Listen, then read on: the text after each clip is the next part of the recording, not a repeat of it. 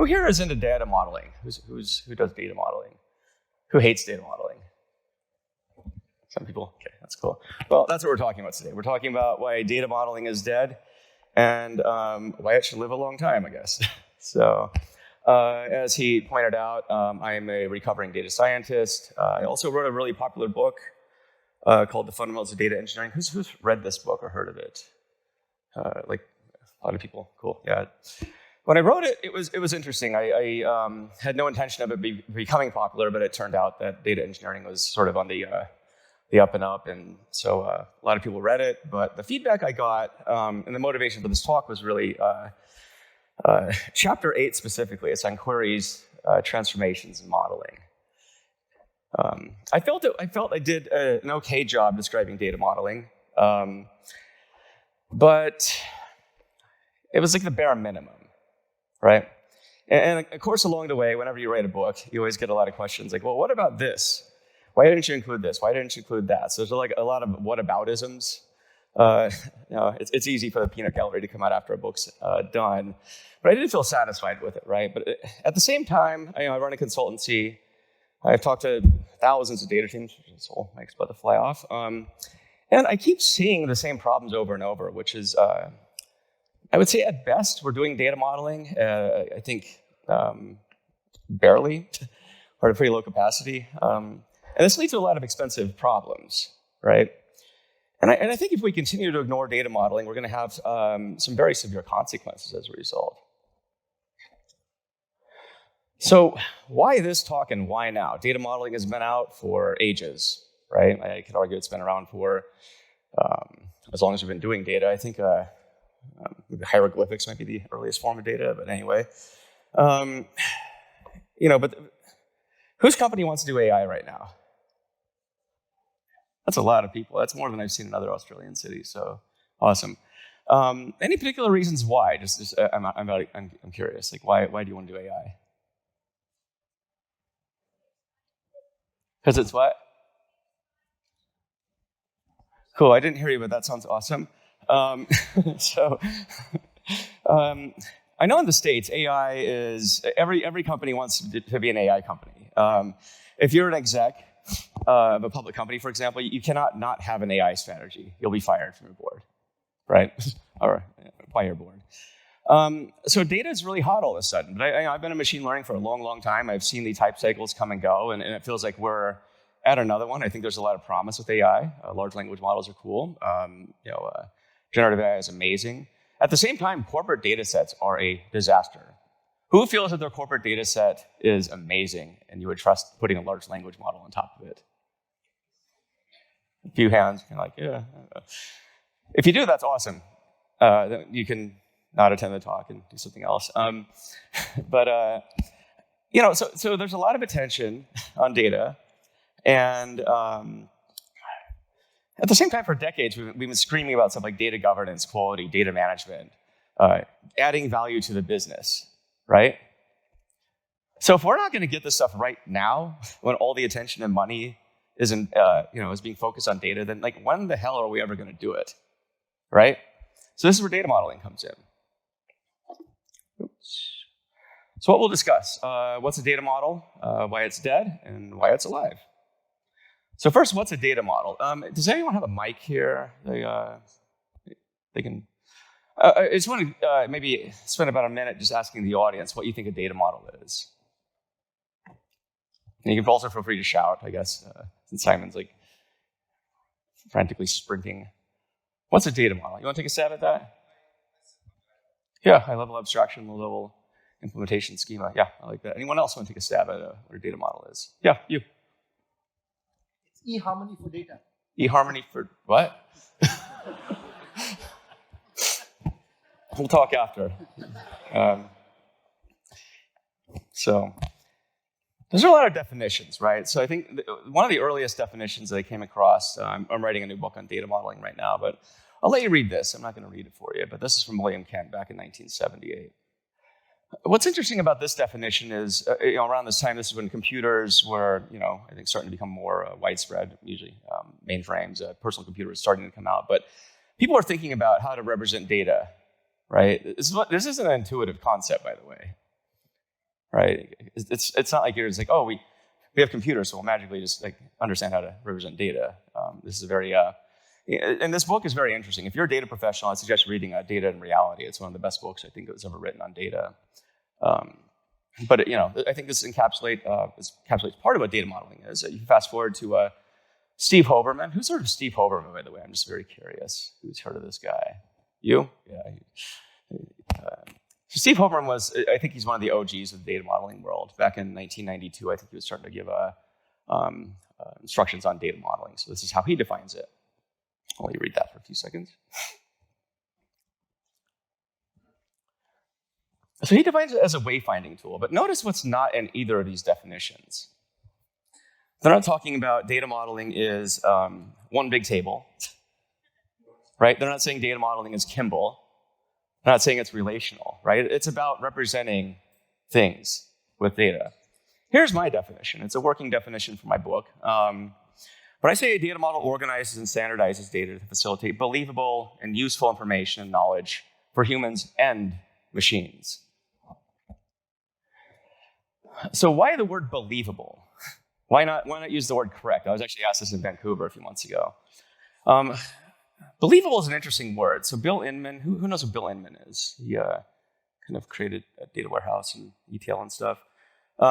He became my mentor. I talked to him a lot, and one day I was asking him, like, what's your North Star? Like, why do you do this? Like, you've been in the game for a long time. And his North Star is really simple. It's believable and useful data. That's it, right? So, but believable is an interesting word. So who works at a company where you feel like your data is 100% accurate and correct? Sort of? Okay, well, maybe you are. Who works in situations where your data is directionally correct, as they say, right? So it's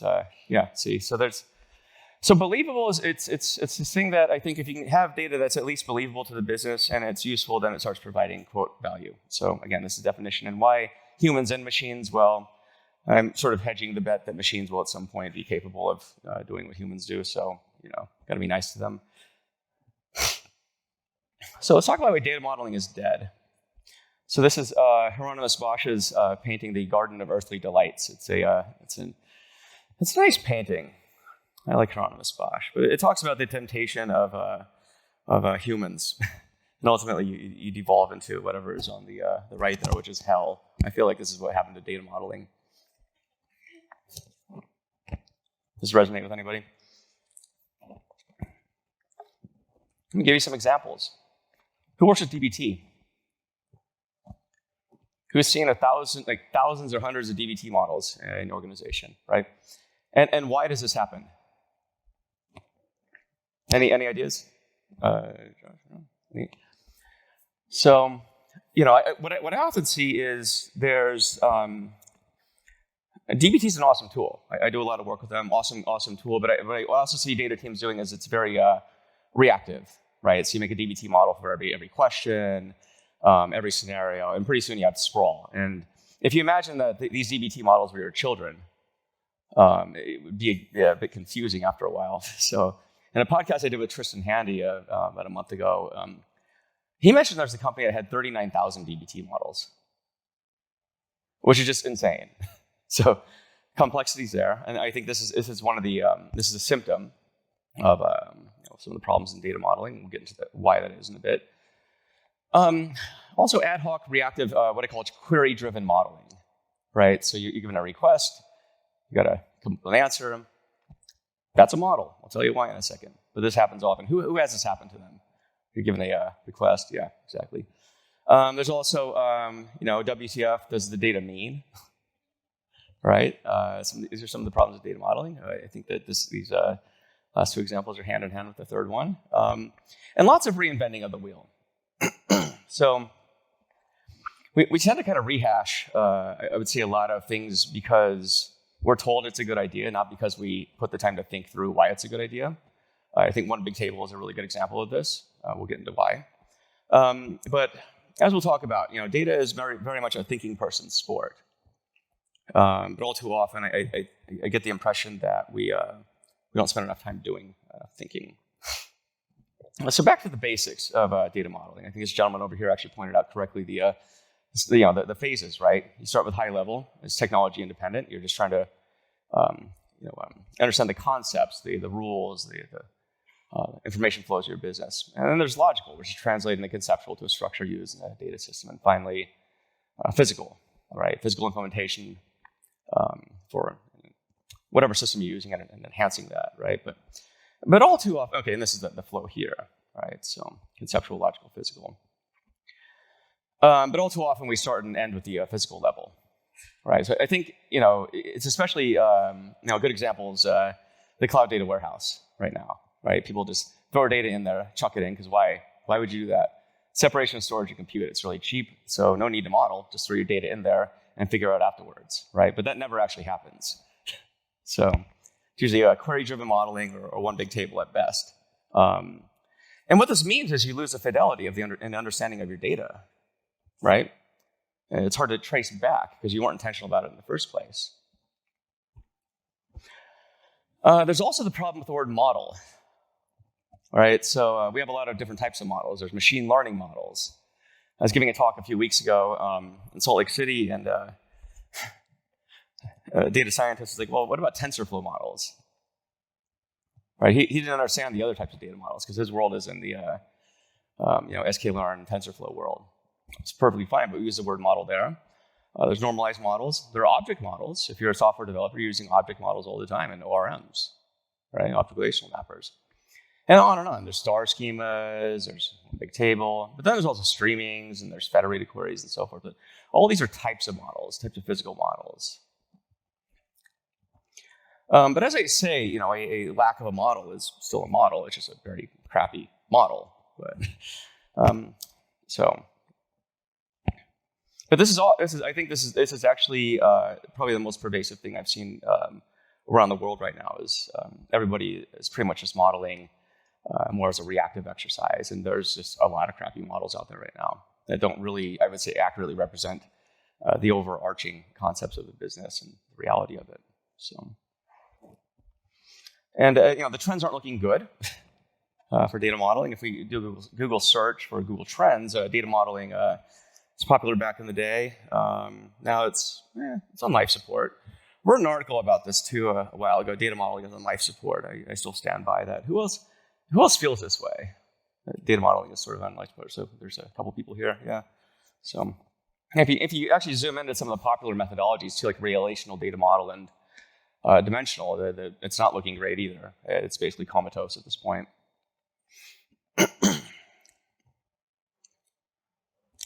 So what happened? Here's a few ideas. I think Agile is to blame. Who practices Agile at their company? Or whose company, I should say, whose company says they're practicing Agile? Who feels like their company is practicing Agile? And you don't have to raise your hands. I know it's very anonymous here. We're recovering data people anonymous. But this is something I think, so as I said, data is a thinking person's sport, right? But if you try and throw thinking into a 2-week sprint, what do you think happens? Yeah, I mean, you're gonna think in terms of 2-week sprints. But you don't have time for deep thinking. So data is fundamentally different. I think the fundamental difference is that versus application development. I was a software engineer, so I do know what I speak of. Not saying software engineering is a thinking person's sport, but it's data is different, right? You do need to think through how things relate to each other. You think through the workflows and processes and understand and talk to the business and so forth. And these are just things that they take time.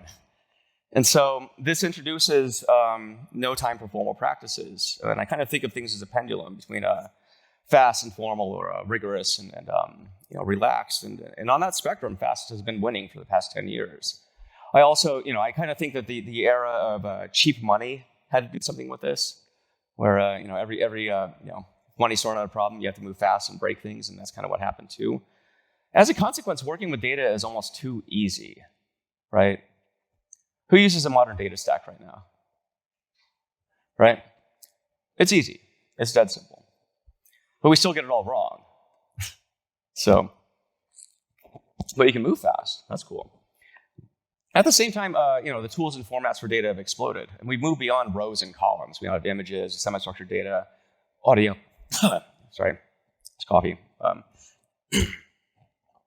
and so forth, right? So, especially I think with the big data movement back in the day, it was like, why do relational anymore? We can store it into one giant table and forget about it. And that's kind of what happened, And so, also data is new oil. Data science is a sexy job of the 21st century, and so couple that, and it's like there's a lot of attention on data. That's exactly where we are now, which I talked about in the first slide. So, what happens? Well, let's talk about a big one: the dev and data divide. Who can resonate with this? So shit flows downhill right now, right? Who gets their data from a dev team, right? Or a third party, right? So it happens a lot. This is the reality of it right now. Data teams are on the receiving end of everything, and there's not a damn thing you can do about it once you get the data, except patch it over, try and make it better. But this is reality right now, and that sucks. So what are the consequences right now? Well, there's, I think, the continued fragmentation and balkanization of data across the data lifecycle. I don't think a lack of data modeling is going to make it any better.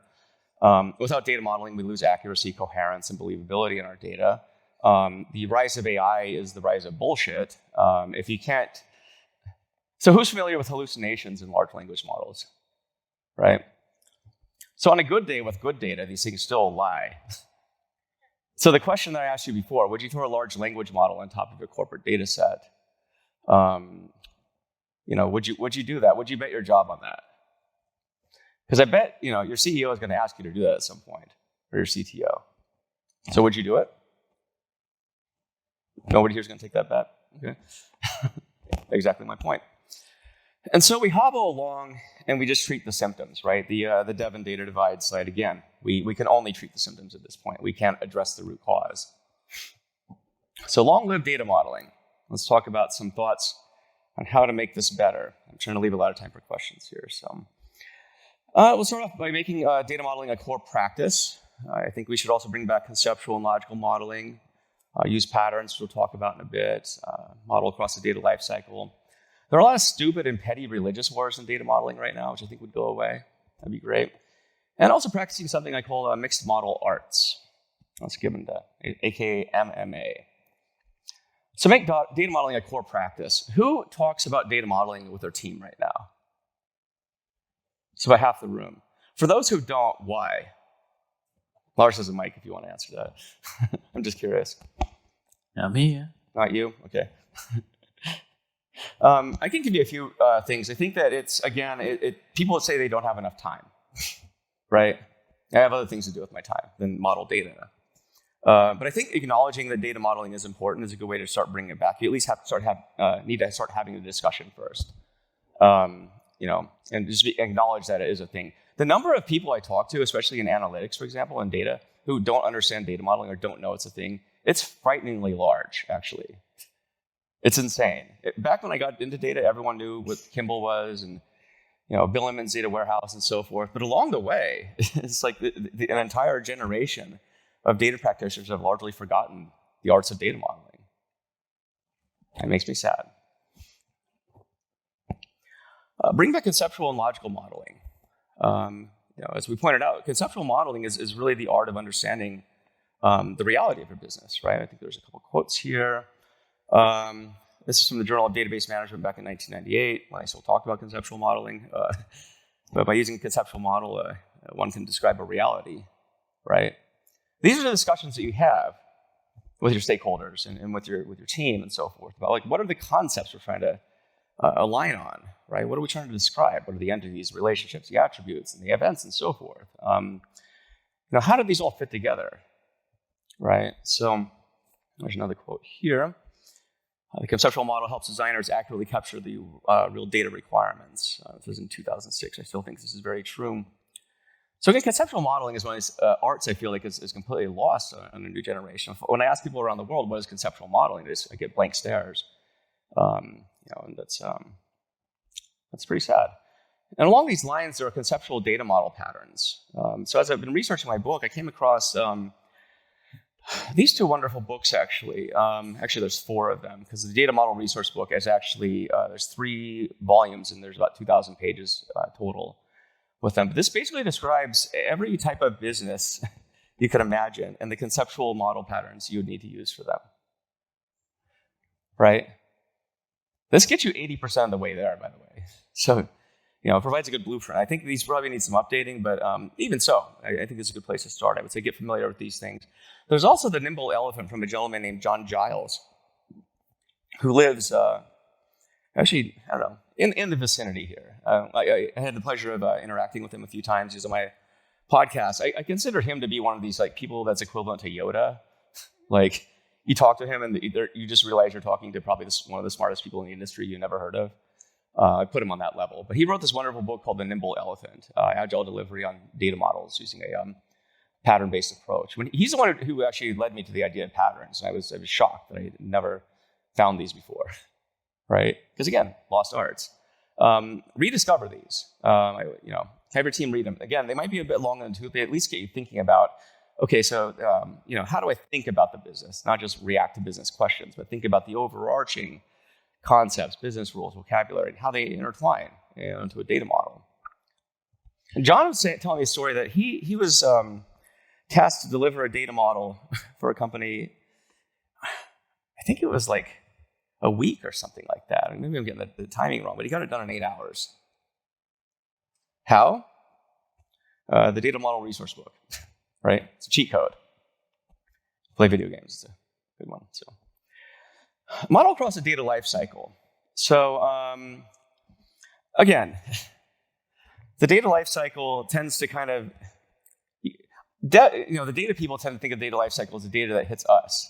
But there's also a data lifecycle on the left, which is when data is created, right? And there's also the data lifecycle to your right, which is where you're going to be delivering data to.